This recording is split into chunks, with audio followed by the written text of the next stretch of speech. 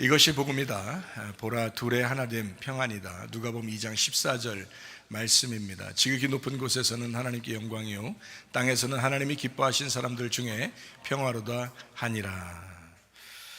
구약의 복음 이사야 53장 5절 말씀입니다. 주님이 찔리신 것은 우리 허물 때문이요 주님이 상하신 것은 우리 죄악 때문이라. 그가 징계를 받음으로 우리는 평화를 누리고 주님이 채찍에 맞음으로 우리가 나음을 얻게 되었습니다.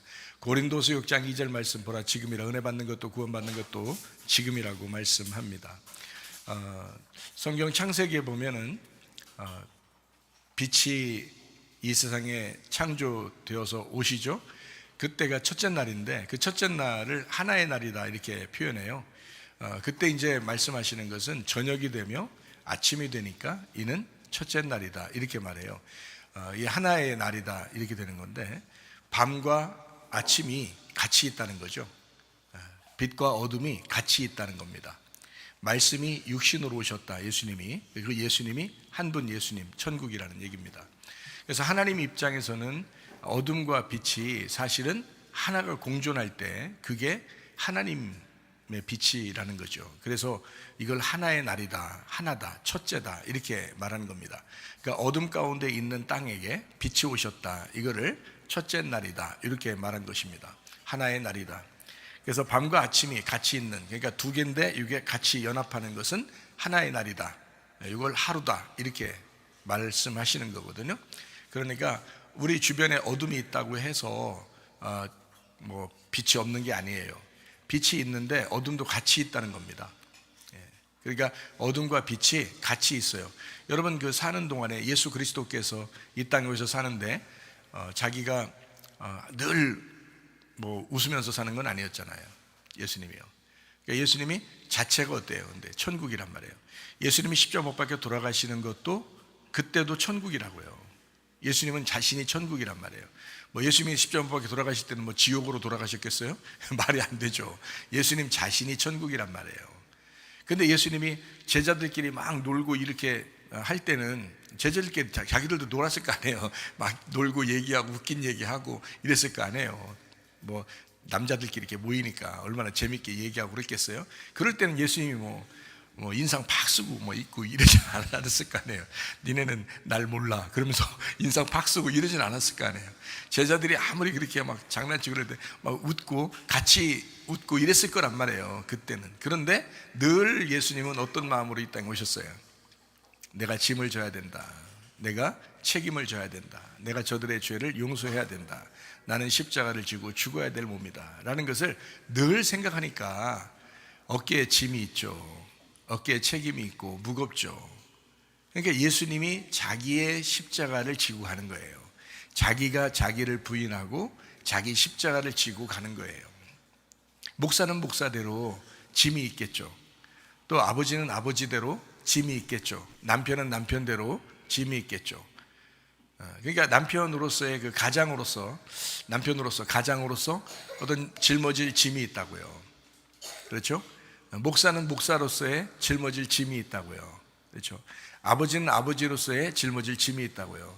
그렇다고 해서 늘 인상 쓰고 늘 기분 나빠하면서 사는 건 아니잖아요. 어떨 때는 웃고 그렇지만 늘 어떤 마음이죠? 아무리 웃어도 속에는 뭐가 있어요? 책임감이 있고 그 짐이 있고 그런 거죠. 누가 그 짐을 덜어줄 수가 없는 거예요. 목사의 짐을 성도가 어떻게 덜어줘요? 그렇죠? 덜어줄 수가 있는 게 아니거든요.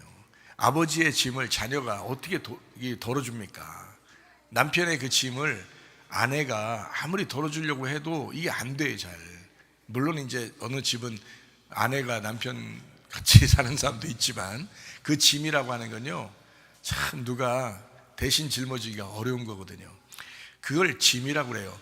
우리가 예수님 믿었어요. 교회 나왔어요. 천국을 안 사는 게 아닙니다.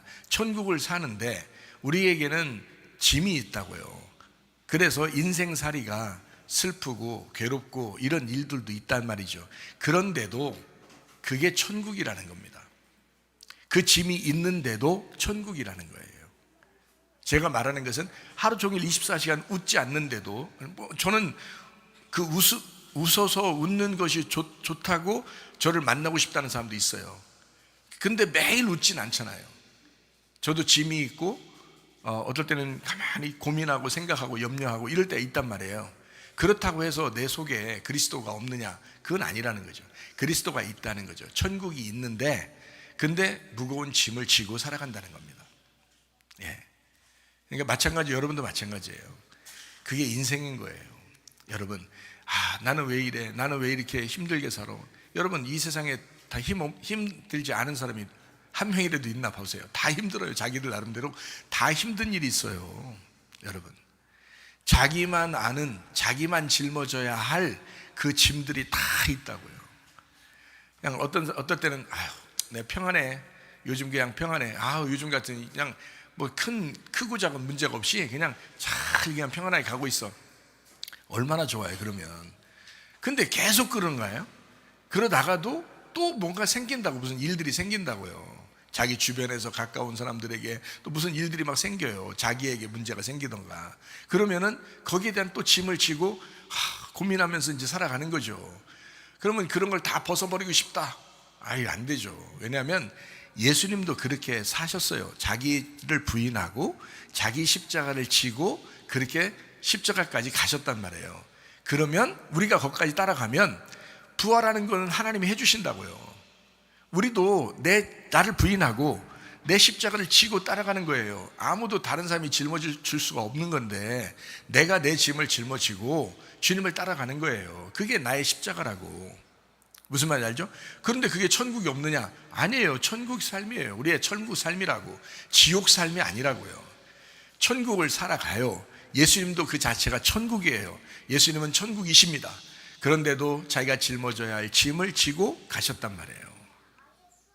그리고 우리들도 짐이 없느냐? 다 있어요. 각자마다 다 그 짐이 있어요. 그걸 빨리 벗어버리고 싶지만 그게 쉽지 않아요. 인생 자체가 짐덩어리예요. 그러면 이제 나 저 사람 때문에 내가 짐을 지어야 되니까, 그러면 저 사람이 생각할 때 어때요? 아이고, 나 때문에 저분이 짐을 짊어지고 있구나. 내가 그냥 사라져 줘야 되겠다. 이렇게 생각하면 돼요, 안 돼요? 아니에요. 그 사람 때문에 짐을 짊어져도 그 짐을 짊어지는 사람이 더 천국을 누리는 겁니다. 생각해보세요. 사랑을 해주는 사람이 더 천국을 누려요? 사랑을 받는 사람이 천국을 누려요? 사랑을 해주는 사람이 더 천국을 누리는 게 돼 있어요. 이 세상에서는 힘들고 괴롭지만 아내를 위해서 힘들게 사는 거 있잖아요. 자녀들을 위해서 힘들지만 살아가는 거 있잖아요. 부모님을 위해서 힘들지만 그렇게 살아가 주는 거 있잖아요. 그게 우리한테는 힘든 일이지만 그렇게 사랑을 표현하고 빛을 표현하는 것이 그게 천국이라고요.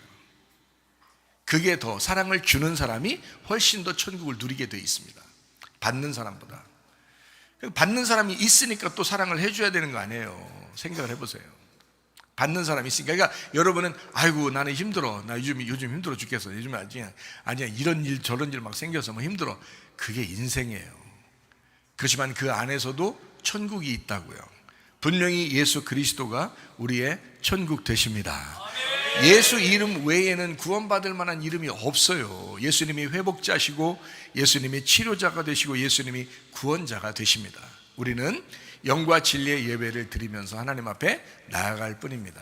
여러분, 영적인 삶, 그리스도의 삶을 살다가 주님 만나시기를 바랍니다. 자, 우리 이제 성경을 한번 또 찾아보죠. 역대상 22장 8절부터 10절까지 말씀입니다. 여기에 보면은 다윗이 피를 많이 흘려서 성전을 건축하지 못한다라고 하나님이 말씀하십니다. 그리고 한 아들을 주겠다, 그 이름을 솔로몬이라고 하겠다 해서 평안함을 주겠다라고 이야기합니다. 그리고 그 이름을 위하여, 내 이름을 위하여, 하나님의 이름을 위하여, 그 솔로몬이라는 이름을 위하여, 또 하나님의 평화라는 그 이름을 위하여 성전을 건축해야 된다, 이렇게 말씀을 합니다. 그리고 그 왕권이 영원할 것이다 라고 말씀합니다. 역대상 28장 2절부터 6절까지 말씀입니다. 다윗 왕이 백성들에게 이야기합니다. 성전을 건축할 마음이 자기한테 있었다. 재료도 다 준비했다. 근데 하나님이 너는 전쟁 많이 했던 사람이라 그 피를 많이 흘려서 성전 건축하지 못한다. 자, 이제 하나님께서 왕을 하나 택하실 것이다. 그게 솔로몬 왕인데 그 아들들 중에서 한 명을 택해서 이스라엘 왕을 삼을 거다. 그 아들이 솔로몬이다. 솔로몬이 이제 여호와의 나라 왕위에 앉아서 이스라엘을 다스리게 될 거다라고 합니다. 그리고 그 솔로몬이 성전을 건축하게 되고 영원히 이제 하나님의 아들이 될 것이다라고 이야기합니다.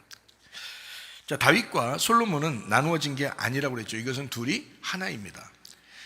다윗은 어떤 면에서 십자가의 예수를 의미한다면 솔로몬은 부활의 예수님을 의미합니다. 그래서 예수님께서 이제 살아있는 동안에 십자가 지실 때까지 뭐 너희에게 평강이 있을지어다 이렇게 말하는 게 아니라 십자가 지시고 부활하시면서 너희에게 평강이 있을지어다 라고 이렇게 얘기하는 거예요. 왜냐하면 솔로몬이 와야 성전이 건축되거든요. 성전 건축이 오는 것은 바로 뭐냐면 여러분 속에서 성전이 건축돼요. 어떤 성전이요? 평화의 성전입니다. 완전한 평화, 예루살렘의 평화, 그것이 여러분 속에 이루어져야 된다는 거지. 그게 이제 그 솔로몬이 영원히 우리의 왕이 되는 거예요. 그러니까 평강이라는 건 굉장히 중요합니다. 저는 평강만큼 중요한 게 있을까? 이 땅에서 평화만큼 중요한 게 있을까? 이 세상에서 가장 중요한 건 평화다, 평강이다 라고 하는 것을 제가 생각을 하게 됩니다. 요한복음 20장에 보면은 이제 예수님께서 부활하시고 평강이 있을지어다 라고 하는 이유를 아시겠죠. 예수님의 부활이 우리 안에 있다면 평강이 있어야 합니다. 그래서 기도할 때도 평강한가 이렇게 생각해 봐야 된다는 거죠. 마태복음 1장에서는 예수님을 이름을 예수라 하라, 여호와가 구원자시다라는 얘기고 임마누엘이라고 이름을 해주십니다. 그 임마누엘이라는 이름은 하나님이 우리와 함께 계신다는 거예요. 그게 평화죠. 그게 구원이란 말이에요. 그러니까 우리에게 진정한 구원은 평화가 일어날 때입니다. 그리고 하늘에는 영광이요 땅에는 평화로다라고 했습니다. 두 개가 나누어진 게 아니라 이게 합쳐져서 하나다라는 그런 말이거든요. 하나님께 영광이 된다라고 하는 것은 어떤 면에서 하나님 자신이, 하나님은 천국인데 무거운 짐을 지고 있다는 겁니다. 책임감을 가지고 있다는 거예요. 뭐 하려고? 땅에 평화를 주려고 그러는 거예요.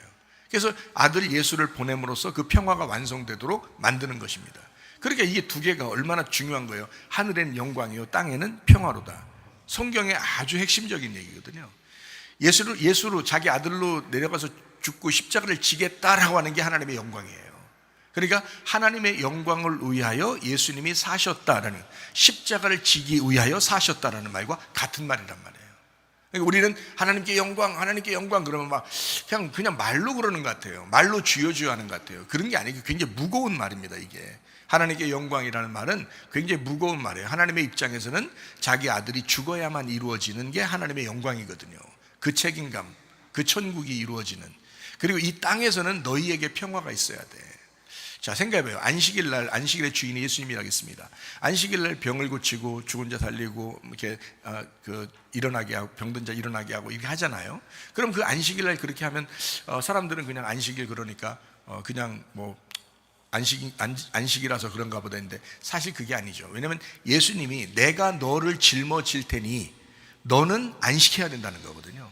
반대예요. 예수님이 안식일날 왜 일하겠어요? 예수님도 편하게 누워있고 편하게 먹고 자면 그게 안식일인데, 이 땅의 안식일이. 근데 예수님은 일부러 다니신다고요. 일부러 다니시고 일부러 병을 고치고 일부러 사람들 낫게 하고 일부러 구원하고 그런다. 왜? 그게 자기의 일이니까. 그 하나님의 영광이란 말이에요. 그게 십자가의 죽음이라고요. 그걸 통해서 이 사람들이 안식일날 변화를 받는 거예요. 안식일날 구원받고 안식일날 치료받고, 그래서 안식일날 자기들이 안식을 하게 되는 거예요. 이 사람들의 안식을 위해서지 예수님이 그 안식일날 자기 편하려고 안식일 지키는 게 아니란 말이에요. 안식일의 내용을 분명히 아셨던 겁니다. 예수님은 자기가 안식일날 죽음으로써 다른 사람이 진정한 평화가 일어나게 하려고 하는 것이 안식일이었다라는 겁니다. 그러니까 주님의 마음이라는 거죠. 주님의 마음이 거기에 있었다. 하늘엔 영광이요 땅에는 평화로다라는 것입니다. 그것을 이제 사랑이라는 말로 바꾸어서 다시 말하면 요한복음 21장에 베드로는 예수님에게 당신은 나에게 아가페 사랑을 얘기하지만 나는 당신에게 필레오로 내가 답하겠습니다. 내가 필레오로 응답을 하겠습니다. 자, 여러분이 이곳에 와서 예배 드리고 있는 이 모습은 어떤 모습이냐면 필레오 사랑의 반응입니다. 하나님은 우리에게 아가페 사랑하셨어요. 그거를 깨달은 사람만 필레오 사랑으로 예배하게 되는 거거든요. 그게 베드로의 모습이었습니다. 예. 그러니까 서로 연합해서 하나 되고 사랑하는 것은 아주 마땅한 것이다. 예수님 안에서 평화, 다시 말하면 서로 하나 되는 것, 둘이 하나 되는 것, 나누어지지 아니하고 하나 되는 것, 이게 생명나무라는 거죠. 선악과 먹고 나누어진 사람이 생명나무 먹고 하나 되는 거, 이거를 평화라고 이렇게 말하는 거예요. 그러니까 예수님이 십자가 못 박혀 돌아갔으니까 선악과가 죽어버린 거죠. 그리고 생명나무가 부활하는 것입니다. 그래서 평화가 이루어질지어다 라고 얘기하는 거잖아요.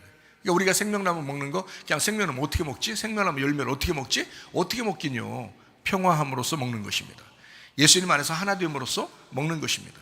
가정과 교회가, 나라와 민족이 서로 하나 되는 것, 이것이 평화, 생명나무 열매를 먹는 것이다 라는 그런 내용이에요. 성경의 핵심을 여러분이 알면 참 좋습니다. 성경은요, 밤과 아침이 두 개가 나누어진 것이 아니라 오히려 밤이 되고 아침이 되면서 밤과 아침이 하나 되는 하나의 날을 강조하고 있다.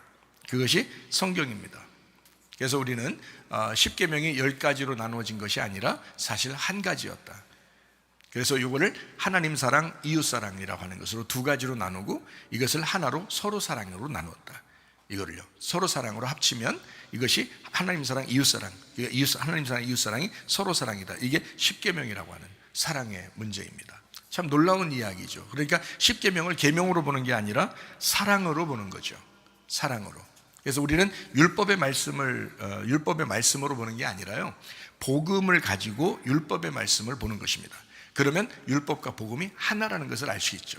하나는 밤이요, 하나는 아침입니다. 그래서 서로 하나가 된다. 그래서 율법을 알고 복음을 깨달으면 진짜 복음을 깨달은 거예요. 십자가를 알고 그리고 부활하면 진짜 복음을 깨달은 거예요. 그냥 부활한다고 사람들이요, 죽으려고 하진 않아요. 예수님만 죽였고 예수님만 죽어야 된다고 그러고 자기들은 죽을 생각을 안 해요. 예수님이 십자가 못 박혀 돌아가시면서 가셨으면 자기 십자가를 지신 거고, 우리는 나의 십자가를 지고 또 주님을 따라가야 되는 건데 이걸 안 해. 자기를 부인할 생각을 안 해. 자기 십자가를 지려고 생각 안 해요. 예수님이 그렇게 하셨대. 그냥 좋아요. 예수님이 그렇게 하셨으면 너도 그 예수님을 따라서 가야 되잖아요. 어렵지만 힘들지만 눈물 나는 일이지만 어깨에 짐을 지고 주님을 따라가는 거라고요. 그 십자가를 지고 따라가는 거란 말입니다. 그게 주님의 제자다 하는 것이죠. 서로 형제가 연합하는 것은 아주 아름다운 일입니다. 시편 133편 1절 말씀, 이게 뭐라고요? 형제가 연합하여 동거함이 어찌 그리 선하고 아름다운고, 밤과 아침이 서로 하나가 되는 것이 얼마나 아름다운 일이냐, 이런 얘기죠. 나누어져서는 안 된다. 생명나무 열매를 먹고 살아야 된다. 서로 하나 돼야 된다. 이런 말씀입니다. 요한복음 14장 20절 말씀입니다. 그날에는 어떤 날이라고요? 부활의 날에는, 네 속에서 십자가를 경험하고 부활하는 날에는, 주님의 재림이 네 속에 일어나는 날에는 내가 아버지 안에, 너희가 내 안에, 내가 너희 안에 있는 것을 너희가 알게 될 것이다. 이건 영적인 문제라 네가 영적으로 알게 될 것이다 라는 그런 말이거든요. 보이는 것이 아니거든요. 그래서 서로 하나 되는 거예요. 예수님 체험하면 알아요. 예수님 체험한 사람들은 이걸 알고, 지금 제가 말하는 이게 무엇인지 알거든요. 그래서 성령이 인도하신다라는 것을 알 수 있는 방법이 있다 했어요. 어떻게 해요? 평안이 있는가, 마음의 평강을 주는가, 그래서 그 평안 가운데 기도하고 있는가, 이걸 보면 기도의 응답이 있다라고 하는 것을 알 수 있다고 그랬죠. 창세기 12장에 아브라함을 부르셨어요. 어떻게 해요? 땅과 아들을 주겠다라고 두 개가 하나가 돼야 된다는 것입니다. 요한복음 4장에는 예배하게 하기 위해서 어떻게 영과 진리의 예배를 드리는 걸 하나님이 찾으신다. 그래서 영이요 진리다, 이렇게 이야기했습니다. 요한복음 8장에는 바리새인들이 있고 예수님하고 부딪힙니다. 그때 하나는 진짜 빛이고 하나는 가짜 빛이라고 그랬죠. 그래서 하나는 진짜 빛은 어떻게 하면 어둠을 품는 것을 진짜 빛이라고 하는 거고요. 어둠과 둘이 대치가 되는 것은 그는 가짜 빛입니다. 그래서 가늠한 여자나 또는 사마리아 여자나 삭개오나 38년 된 병자나 소경이나 뭐 이런 사람들을 이렇게 그 어둠을 품어주는, 그것이 진짜 빛이라는 거죠. 그래서 어둠을 품어줄 때 빛과 어둠이 하나가 되는 것입니다. 어둠이 없어진 게 아니에요. 있어요. 그래서 여러분과 저도 어둠인데 우리가 빛으로 바뀌었다 그러니까 막 다 그냥 막 무조건 선해졌고 다 그냥 하나님의 사람이 다 된 줄로 아는데 그렇지 않아요. 우리 속에는 어둠이 늘 있습니다.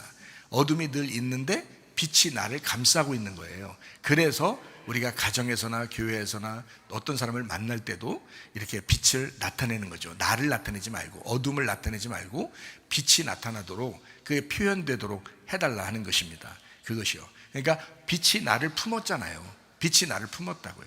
그래서 내 속에 빛이 계시다고요. 예수님, 그러니까 주님은 나를 품었고 나는 주님의 말씀을 품었단 말이에요.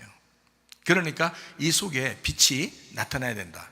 이것이 빛의 표현입니다. 사랑의 표현. 그러니까 여러분이 가는 곳마다 사랑과 빛이 표현돼야 되겠죠. 그건 사실이에요. 그런 걸 표현되는 것이 진짜 하나님의 사람이라는 걸 증명하는 것이란 말입니다. 그걸 증인이라 그래요. 그래서 증인은 아무나 되는 게 아니고 성령이 임하시고 권능을 받으면 증인된다, 이렇게 말하죠. 권능을 받지 못했으니까 표현이 안 되는 거예요. 말씀의 표현이 안 되고 사랑의 표현이 안 되고 빛의 표현이 잘 안 되는 거죠. 자기 생각대로 그 어둠이 그때그때마다 나타나 승질내고 또 욕심내고 또 탐욕을 부리고 또 그냥 이렇게 짜증나고 또 불안하고 또 불만이 있고 막 이렇게 하는, 왜 자꾸 어둠이 자꾸 나타나냐면 성령 충만이라는 권능을 받지 못했기 때문에 그렇습니다. 그러니까 성경에서는 어떻게 하냐면 너희가 성령의 충만을 받아라, 계속해서 성령의 충만을 받아라, 이렇게 말하는 거예요. 계속해서 성령의 충만이 있어야 된다, 이렇게 말하는 거죠. 한 번 성령 충만, 옛날에 2년 전에 성령 충만이 있었다고 지금도 성령 충만한 건 아니란 말이에요. 뭐 10년 전에 교회 다녔다고 해서 지금도 열심히 하는 사람이 아니란 말이에요. 지금 계속해서 성령 충만이 지금도 있어야 한다라는 것이거든요. 그게 성령의 인도함입니다. 그러니까 어떤 사람은 바리새인 같이 되는 거고 어떤 사람은 예수의 빛을 품는 거거든요. 그러니까 율법이냐 아니면 은혜냐, 제가 말하는 것은 율법도 필요하다, 껍질이니까. 그렇지만 그 속에 은혜가 필요하다. 그래서 율법과 은혜가 하나 됐을 때 이걸 복음이라고 말한다. 그러니까 우리의 그 십자가 죽음과 예수 그리스도의 부활, 그러니까 율법이 필요 없는 게 아니라 율법이 필요한데 그것이 우리의 죄를 알려준다는 거죠. 그 필요한데 은혜가 필요하다는 거지. 그래서 가늠한 여자와 바리새인들이 있을 때는 예수님하고 이제 어떤 차이가 있었냐면, 바리새인들은 죄가 속에는 있었는데 자기들은 빛이라고 생각했던 거예요. 그게 율법이란 말이에요. 그러니까 율법에 딱 비추어 보면, 속이 비추어 보면 다 죄인이거든요. 어둠이라는 게 발각되거든요. 그것을 이제 예수님이 알려주는 겁니다. 그래서 죄 없는 놈이 한번 쳐봐라, 그렇게 말한 거예요. 율법이 틀리다는 얘기가 아니라, 맞아, 껍질은 맞는데 내용은 아니란 말이에요. 내용은 은혜란 말이에요. 율법이라는 십계명도 그 속의 내용은 뭐예요? 사랑이란 말이에요. 이해가 되겠어요?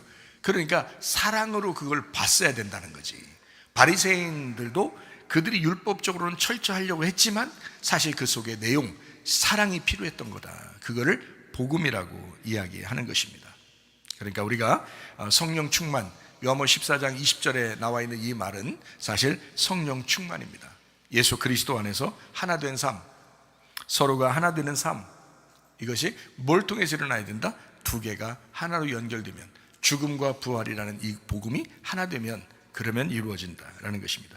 열왕기하 4장에 과부가 나옵니다. 옛 남편 잃어버렸으니까 새 남편으로 살려고 하는 그 사람이다 라는 말이고요. 그리고 수넴 여자가 나옵니다. 이 사람은 아들이 죽었다가 부활합니다. 죽은 아들 그리고 부활한 아들, 이렇게 죽음과 부활을 설명하는 내용들입니다. 그리고 제자들에게 흉년이 들어서 이제 먹을 게 없었다. 근데 이제 먹을 풍성함을 하나님이 주신다라는 그런 얘기들을 거기에 나와 있습니다. 열왕기하 5장에는 죽은 나아만이 나옵니다. 죽은 나아만, 질병 있는 나아만, 어둠인 나아만, 이런 사람들은 어디로 들어가야 돼요? 요단강 물속으로 들어가는 거예요. 요단강 물속으로 들어갔다가 7번 씻어.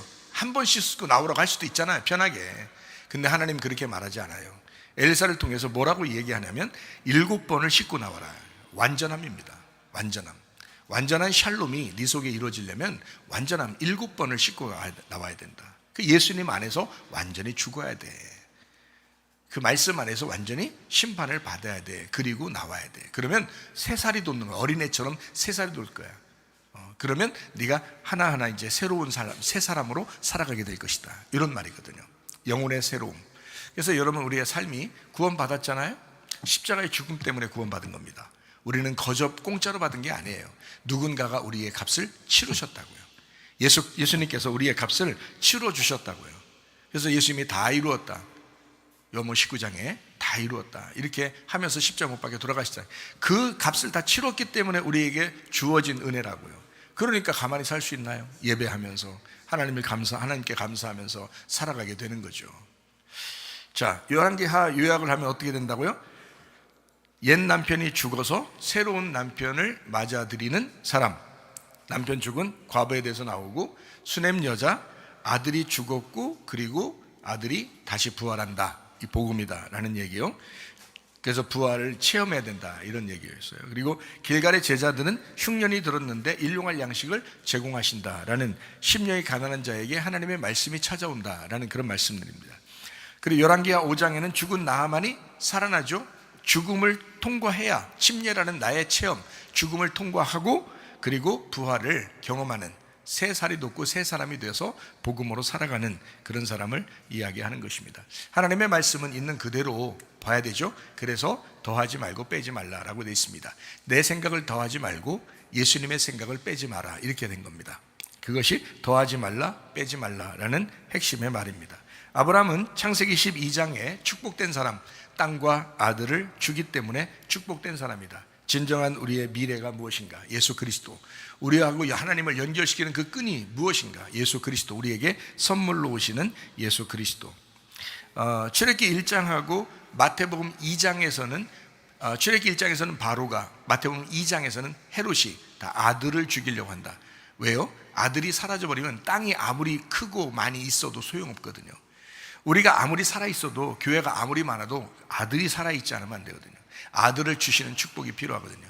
그래서 출애굽기 1장하고 마태복음 2장에서는 아들들을 다 사내 아이를 죽이려고 한 겁니다. 아들이 태어나지 못하도록 만들려고. 그게 이제 뭘로 우리에게 설명하려고 한 거예요?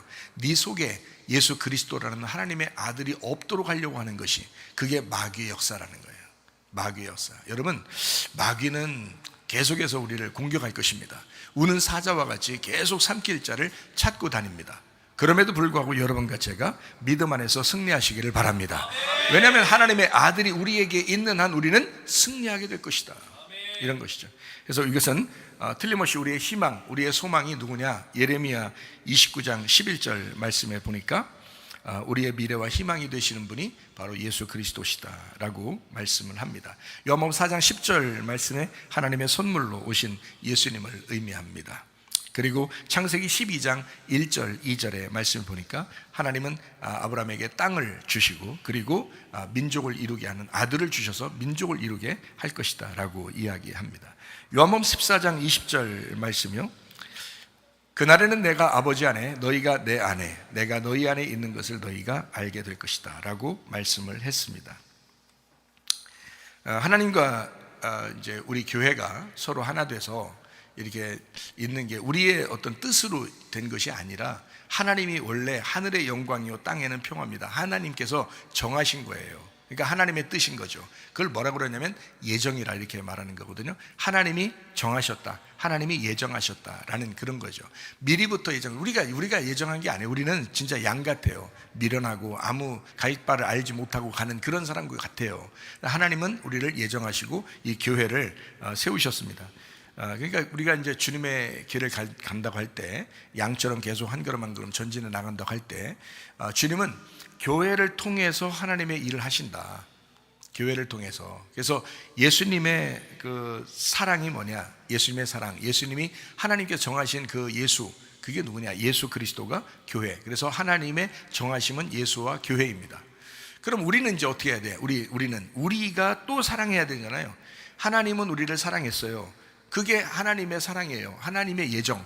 그러면 나는 뭐야? 나는 그 예정된 안에서 내가 하나님을 선택하는 거죠. 그걸 우리의 믿음이라 그렇게 말하는 거예요. 하나님을 믿는다, 믿음으로 천국간다 라고 할 때 네가 믿느냐라고 이렇게 이야기하는 거죠. 네 믿음대로 될지어다. 이게 믿는 거예요. 이거 우리가.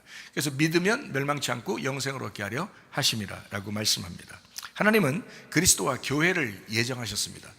머리 대신 그리스도와 몸인 교회를 예정하시고 이미 정하셨습니다. 이거 벗어날 수 없어요. 그래서 에베소서 1장에는 창세 전에 선택받은 우리 교회, 신실한 자들에게 편지한다 라고 말씀합니다. 그러니까 예정을 함부로 말할 수는 없어요.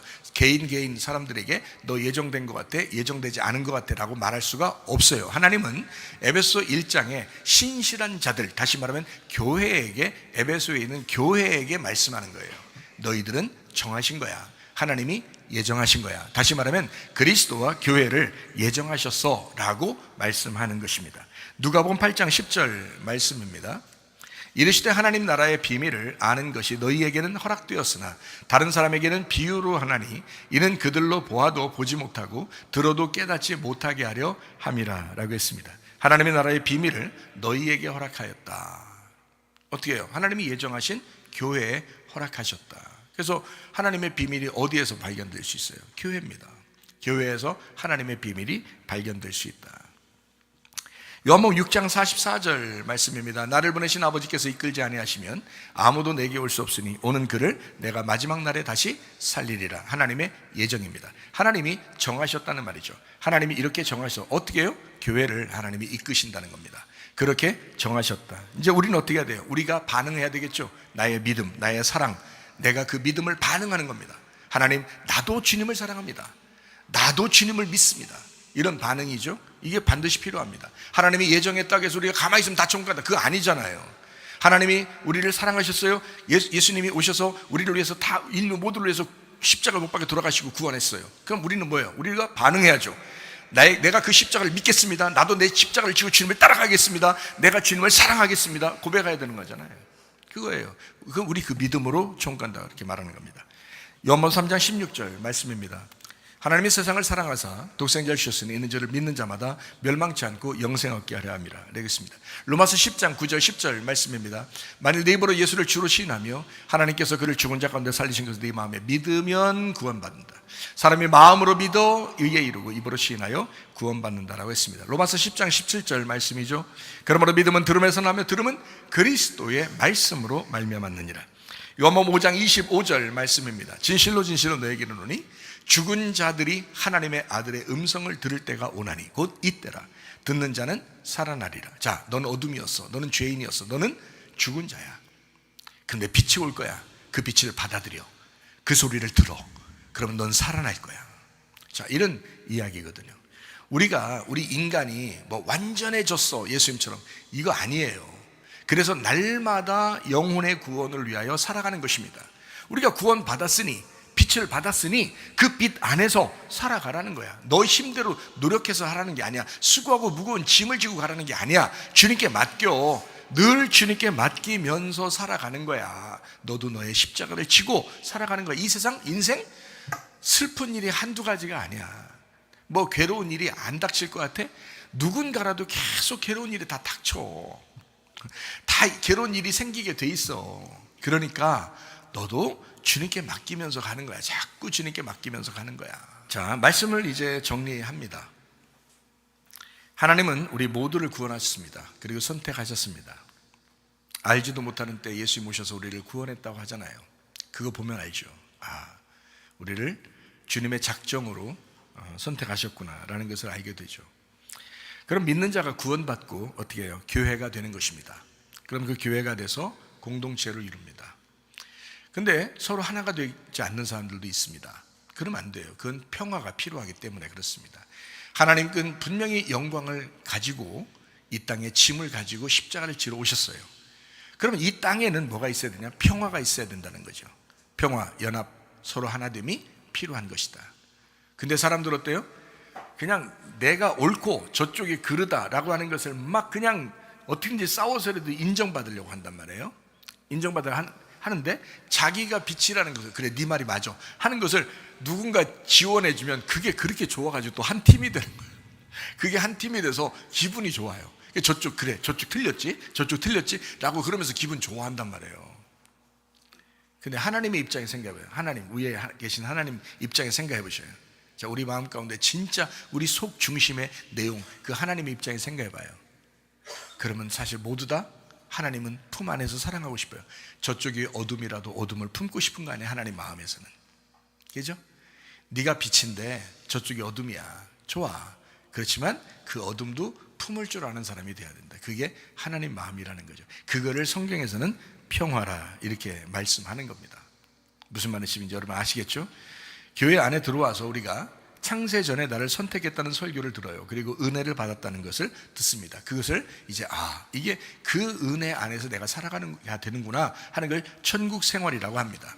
그러니까 하나님의 평강이 들어오는 거죠. 그래서 하나님과 하나 되는 겁니다. 교회와 하나 되는 겁니다. 가정이 하나 됩니다. 대한민국 안에서 누구를 만나도 하나 되려고 노력합니다. 가장 중요한 하나님이 우리에게 바라시는 땅의 평화, 이것이 우리에게 가장 최고 중요한 것이다. 요한복음 14장 20절 말씀에 그날에 내가 아버지 안에 너희가 내 안에 내가 너희 안에 있는 것을 너희가 알게 될 것이다. 열왕기하 7장에 보면 일용할 양식, 그게 한 세겔로 준다. 예수가 우리의 내일의 양식이고 오늘의 양식이 됩니다. 한 세겔 되시는 우리 주님. 마태복음 17장에는 반세겔과 반세겔이 나옵니다. 둘이 합해서 한 세겔, 한 말씀으로 이루어진다. 출애굽기 30장에 그 반세겔이 성전세입니다. 하나님의 아들을 의미합니다. 그리고 반쪽짜리 나를 찾으러 이 땅에 오신 주님. 창세기 1장에는 윗물과 아랫물로 나누어져 있는 게 사실 같은 물이라는 거죠. 창세기 2장에 생명나무 선악과 나무가 서로 하나입니다. 그래서 에덴 동산 중앙에 선악과 나무와 생명나무가 같이 있다라고 있고요. 선악과를 먹었더니 공교롭게도 창세기 3장에는 나무 사이에 숨게 되고 그것을 하나님이 찾아내서 이야기하게 됩니다. 에덴산에 있을 때는 그냥 하나님 안에 품 안에 살고 있었는데 선악과를 먹으니까 이게 나누어지거든요. 선악과 먹으면 너 죽는 거야, 너 분리되는 거야, 나하고 떨어지는 거야 할 때 이 사람들이 나무 사이에 숨게 돼요. 그리고 하나님은 그 사람들을 찾아낸단 말이죠. 사실은 내가 너하고 하나였는데, 우리는 영적으로 영 안에서 하나였는데 너네들이 선악과 먹고 나눈 거야. 그러면 안 된다. 서로 하나 돼야 된다. 출애굽기 26장에는 휘장이 지성소와 성소를 나눕니다. 그래서 그 휘장을 예수 그리스도께서 십자가 못 박혀 돌아가실 때 휘장을 찢어버리는 거예요. 하나님이 휘장으로 가려놨었잖아요. 하나님을 특정한 사람들만 만날 수 있도록 이렇게 만들어놨었다고요. 지성소에 들어가는. 그래서 그렇게 지성소 들어가는 이 성소와 지성소 사이를 휘장으로 막았는데 이걸 찢어버렸다고. 예수님이 십자가 못 박혀 돌아가시면서 하나님이 찢어놓은 거예요. 위에서부터 막 찢어버린 겁니다. 사람이 찢지 않았어요. 하나님이 찢으셨다. 사람이 찢는다면 아래에서부터 찢죠. 사람이 찢었다면 어떻게 위로 올라가서 위로부터 찢습니까? 사람이 밑에서부터 찢는 게 사람이 찢는 거고, 위에서부터 휘장이 찢어지니라 라고 한 것은 하나님이 찢으신 거다. 하나님이 찢으셨다. 하나님이 자기 육체를 찢으셨다. 자기 육체 하나님의 아들을 죽이셨다. 그럼으로써 너희들이 나를 만날 수 있도록 만들겠다라고 하는 것이 그 육체의 휘장이 찢어졌다. 히브리서 10장에 나오는 육체의 휘장이다, 이렇게 말한 것입니다. 그것을 출애굽기 34장에는 모세가 수건을 둘러섰다라고 하는 것으로 이야기하는 겁니다. 그게 고린도서 3장에는 그 모세 수건이 계속 덮여 있었는데 이것이 예수님이 오시면 이것이 벗겨진다. 그러면 복음을 깨닫게 되고 은혜를 알게 된다라는 것이거든요. 에스겔서 1장에는 바퀴 안에 바퀴가 있다라고 있고요. 에스겔서 10장에도 바퀴 사이에, 그래서 바퀴 안에 바퀴가 있다. 그러니까 이런 거 똑같아요. 구약의 말씀 안에 신약이 있고 율법 안에 복음이 있다. 그러니까 성경은 이렇게 뗄래야 뗄 수 없는 그런 관계야. 겉과 속이 같이 있는 거고 서로 두 개가 하나가 돼야 되는 거야. 아가서 2장에는 바위 틈에 있는 우리 성도들을 설명하고요. 그리고 누가복음 10장에는 반으로 딱 죽어있는 강도 만난 자가 있는데 예수님이 오셔서 그를 치료하시는, 자기의 반쪽을 찾으러 오신 예수님. 에베소서 2장에는 둘이 한 성령으로 하나 되게 했다. 여러분 생각해봐요. 유대인과 이방인이 얼마나 다른지 알아요? 이건 이방인들은 절대 구원받을 수 없다고 생각했습니다. 유대인들 입장에서는. 이방인들은 개예요. 그냥 개. 그냥 창녀보다도 못한 사람들, 세리보다도 못한 사람들, 이걸 이방인으로 취급합니다. 성경에서. 그럼 그 이방인들과 유대인들이 예수 그리스도 성령 안에서 하나가 된다. 이게 말이 됩니까? 유대인들 입장에서는 이해가 안 되는 얘기거든요. 근데 그리스도 안에서는 가능하다는 거야. 그리스도 안에서는. 개 같은 이방인들도 하나가 되게 하는 것이 예수 그리스도다. 에베소 2장에 말하는 서로 한 성령 안에서 너희가 하나가 되었느니라. 이건 뭐 놀라운 이야기거든요. 그렇게 하나 되는. 그러니까 우리가 하나 되지 않을 사람은 하나도 없다. 하나 되지 않을 사람은 한 명도 없다.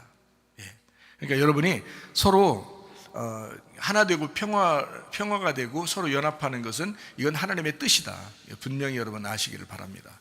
주님 안에서 이게 하나 되는 것, 진리의 말씀은 서로 하나 되는 것을 가져온다. 그래서 진리는 누군가가 죽음으로써 서로 연합시키는 걸 진리라고 그래요. 그러니까 우리 그리스도인들이 예수님 닮아서 그런 사람으로 살아야 되잖아요. 모두가 두 개로 나누어진 것을 하나로 가는, 그러니까 천국으로 가는 길은 진리의 말씀 안에 있습니다. 그래서 진리라고 하는 건 이제 빌라도가 예수님한테 그러잖아요. 예수님한테 이래, 네가 왕이냐 이렇게 말하니까 예수님이 그래 내가 왕이다. 근데 빌라도가 이상한 거예요. 야, 왕인데 왜 죽으려고 하냐 이러는 거죠. 왜 죽으려고 그러냐. 그러니까 예수님은 자기는 이제 죽으러 왔다. 내가 왕이지만 난 죽으러 왔다. 빌라도가 하는 말은 이게 도저히 이해가 안 된다. 자기도 왕인데, 빌라도가 자기도 왕인데, 야, 왕이 어떻게 죽냐? 말이 안 된다. 근데 예수님 보는, 난 죽으러 왔다. 왕이지만, 하늘의 왕이지만 죽으러 왔다. 빌라도가, 야, 진리가 무엇이냐? 예수님 말도 안 해요. 말도 안 하고 그냥, 그게 요한복음 18장에 있는 얘기거든요. 말도 안 하고 그냥 요한복음 19장에 가서 죽어버리는 거예요. 그냥 그 죽음이 자기를 죽도록 만드는 거예요. 딱 그러니까요, 이 진리가 그대로 이루어져 버리는 거예요. 말하지 않아요. 말하지 않아도 그 진리가 무엇인지를 알게 되는 거죠. 예수님은 길이 되셨고요, 그리고 진리로 와서 죽으셨고요, 우리에게 생명이 되신 분입니다.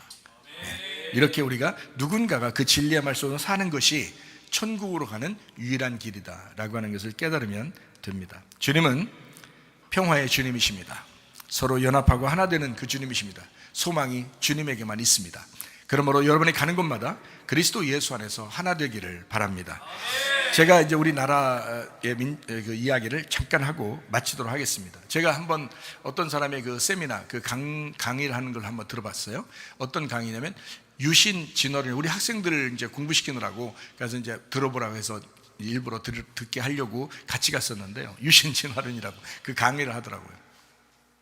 그게 뭐 복잡하게 얘기하고 이러더라고요. 그러니까 한마디로 말하면 그냥 진화론이 옛날부터 이제 있어 왔는데 이거를 신이 있는, 그러니까 신을 믿는 우리가 그 진화론도 인정해야 된다라고 하는 게 유신 진화론이에요. 그러니까 그냥 진화론, 옛날부터 진화론이 있어 왔는데, 근데 예수님 믿는 사람들도 이제 학교에 가서 많이 배운단 말이에요. 진화론 같은 거 많이 배운단 말이에요. 그러니까 우리가 하나님을 믿고 있지만 그래도 그 안에서 진화가 일어난다라고 하는 것을 배우자 해서 이거를 주장하는 이제 과학자들이 막 생겨난 거예요. 그래서 그걸 유신진화론이라고 그래요. 유신진화론. 옛날에는 무신진화론이라고 해요. 신이 없다. 신이 없어서 그냥 자연적으로 이게 진화되었다, 이렇게 하는 것이 이제 무신진화론인데, 지금은 하나님 믿는 사람들도 진화를 많이 배웠잖아요. 학교 가서 사람들이, 학생들이. 그래서 이제는 유신진화론이 발달을 하고 있습니다. 심지어 어떤 정도로 발달하고 있냐, 어느 것이 또 발달되냐면요, 하나님이 사랑인데 지옥이 있겠냐, 뭐 이런 얘기도 해요. 그래서 지옥은 없다 하는 사람들도 신학적으로 아주 체계적으로 이렇게 이야기를 하고 있습니다. 그렇게 이제 지금 미국에서 유행하고 있는데 한국에 아직 많이 유행하진 않아요. 워낙 보수적이라, 이 기독교가 보수적이니까 요걸 이제 많이 거부하거든요. 거부하는 입장이에요. 그러다 보니까 많이 이제 받아들이지 않는, 그래서 아무래도 보수가 이제 좀 지키는 거죠. 그런데 외국은 그렇지 않아요. 이제 자유로우니까 자유주의 신학이 발달돼 있단 말이에요. 근데 그 사람들이 하는 말이, 야, 보수주의 신학자들은 너무 무식하다.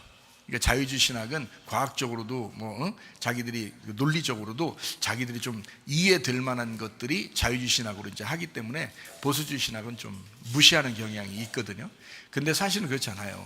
보수주의 안에서 발달시키는 건 좋은데, 발전시키는 건 좋은데, 보수를 갖다 다 빼버리고 그냥 이렇게 진보한다, 발전시킨다, 이거는 안 되거든요. 여러분, 가정을 지키면서 그 안에서 사랑하라고 해야지, 그냥 사랑하면서 넌 아무나 사랑해도 돼, 가정 다 포기해도 돼, 보수를 안 지키고 진보만 생각하면 안 되잖아요. 그러니까 보수라는 가정을 지키는 것을 위해서 그 안에서 사랑하고 발전시켜야 된다라고 진보를 얘기해야 되는 거지. 그래서 성경적으로는 제가 말하는 건 여러분 무슨 얘기인지 아시죠? 보수와 진보가 있습니다. 보수와 진보, 이건 좋은 얘기거든요. 근데 여러분 좌파 우파는 안 좋은 얘기예요. 그러니까 좌파라고 하는 건요, 우파를 싫어합니다. 그러니까 우파는 또 좌파를 싫어합니다. 그러니까 서로가 대적자가 되는 거죠. 그래서 우파 좌파라고 하는 거예요. 그래서 극좌파 극우파라는 말도 나오잖아요. 서로 완전 귀를 싹 닫아버려요. 아예 그냥 뭐 자기만 옳다 이렇게 하는 경우가 있거든요. 극좌파 극우파 이렇게 해서. 그런데 사실 좌파 우파는 좋은 의미가 아니잖아요. 근데 우리나라의 그 좌파들 사상을 가진 사람들은 진보의 사상이 없는 것 같아요. 그냥 이상한 사상을 받아들인 것 같아요. 이상한 사상을. 그래서 진보적이면 좋은 건데, 다시 말하면 진보는 뭐냐면 보수적인 좋은 것들을 받아들이고 그 안에서 발전시켜 나갈 게 뭔가 하고 서로 상의하는 거, 이걸 진보라고 그러거든요. 그러니까 보수와 진보는 같이 나가야 되는 거예요. 그런데요, 야당 여당, 좌파 우파, 막 극좌파 극우파 이러면서 막 나눠져요. 그러니까 안 받아들이지, 얘기하려고 하지도 않아요. 서로 무조건 반대 얘기예요. 한쪽에서 얘기하면 무조건 반대 얘기야, 이쪽에서 얘기하면 무조건 반대 얘기. 그래서 완전히 나눠집니다. 이거 큰 문제가 있겠더라고요. 그래서 저는 성경을 보면서 보수라는 좋은 의미가 있는데 그 안에서 진보하는 것은 좋은 거다, 이렇게 생각을 하거든요. 왜냐하면 시대가 흘러가면서 점점 발전해 나가야 되니까 그건 좋은 거다라고 생각한단 말이에요. 그런데 사람들은 그렇지 않더라. 그래서 제가 이번에 그 유신 진화론 이야기도 좀 들으면서 보니까 왜 저렇게 그러면 엉뚱한 얘기를 하는데도 저렇게 나오는가. 진화론이라는 거 여러분 원숭이가 사람 됐다고 하는 그런 기본적인 핵심이거든요. 그러면 그거를 말도 안 되는 얘기인데 그거를 계속해서 주장하고 과학적으로 막 과학자들이 그거를 과학이야 그러면서 인정한다고 그럴 때, 여러분 솔직히 말하면요, 그들도 그 진화론 박사도 얘기하더라고요. 그 얘기하더라고요. 진화론 박사 하는 얘기가 뭐냐면, 이거는 진화론을 인정하고 진화론을 인정하고 받아들이려면요, 이건 믿음이 필요하다 그러더라고요. 그게 한마디로 말하면 진화론도 믿음으로 가는 거예요. 이게 진화론을 믿는 거야.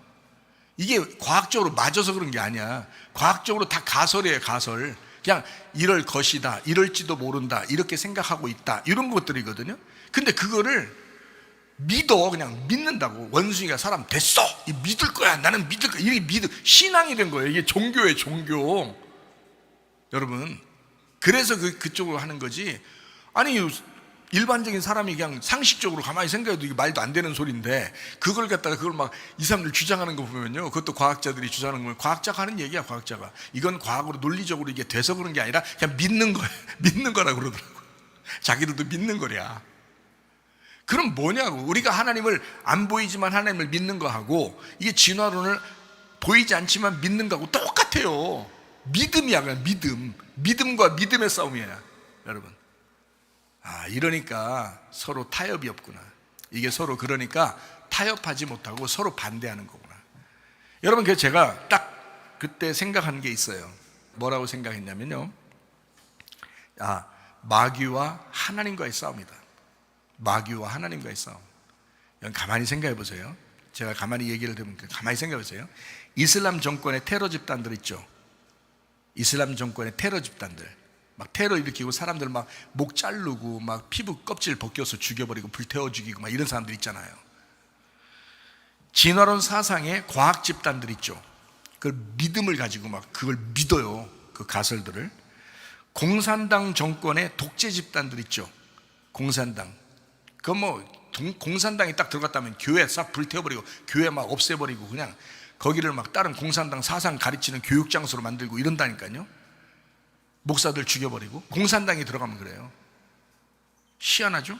자, 무신론, 유물론을 주장하는 집단들.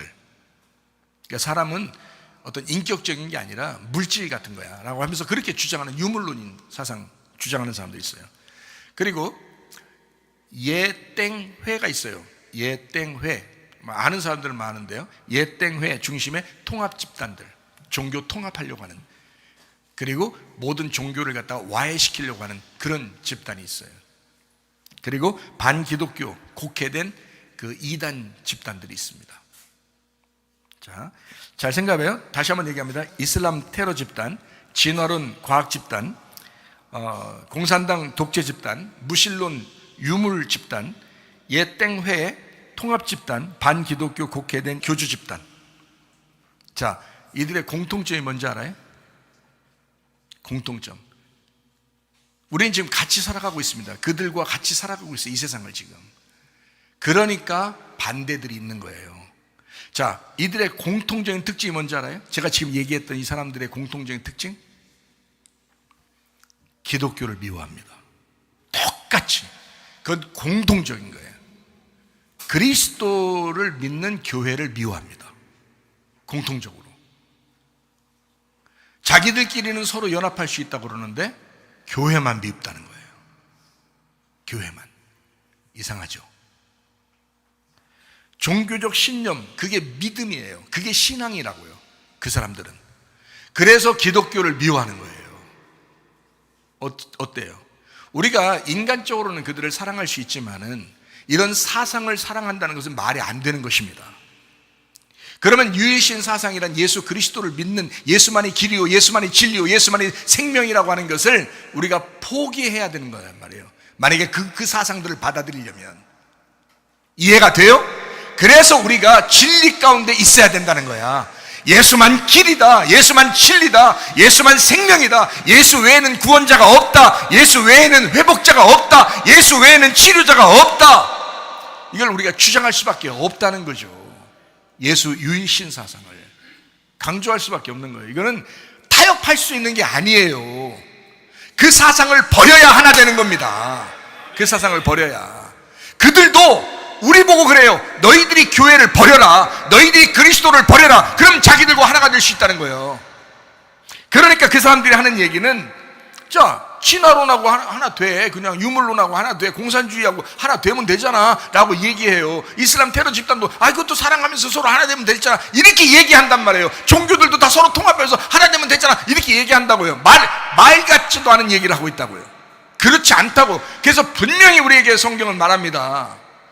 분명히 차별이 있다. 예수 그리스도가 우리의 구원자다. 예수가 길이요 진리요 생명이다 라고 말씀을 해요. 그래서 포괄적 차별금지법, 우리는 그걸 안 된다 그러잖아요. 포괄적 차별금지법 안 된다, 성평등 안 된다, 동성애 이런 거 안 된다 막 얘기하잖아요. 왜? 그리스도가 남자와 여자를 만드셨고, 하나님께서 남자와 여자, 그리스도가 우리의 신랑이고 교회가 신부인데 서로 하나 되는 성경의 가르침, 이거 파괴될 수가 없다. 하나님의 말씀을 파괴할 수가 없다. 그래서 포괄적 차별금지법을 받아들일 수가 없다 하는 얘기고, 동성애를 받아들일 수가 없다 하는 얘기거든요.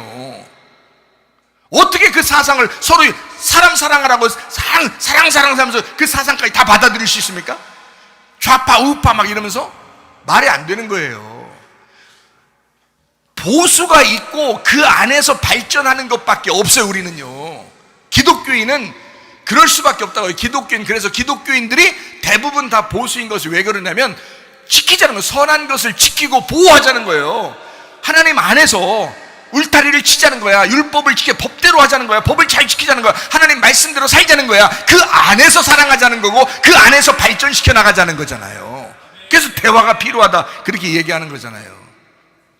마귀의 역사더라고요. 마귀 역사 보니까 이게 마귀 역사더라고. 그래서 마귀와 그의 졸개들이 바로 뭘 이용하느냐? 마약, 동성애, 그리고 법을 지키지 아니하고 법을 무시해버리고 성평등, 도박, 술, 담배, 음란, 거짓, 폭력, 이단, 기독교 핍박 이런 것들을 이용합니다. 그게 마귀 역사죠. 그래서 이 사람들은요, 특별히 기독교를 미워해요. 똑같이 그렇습니다.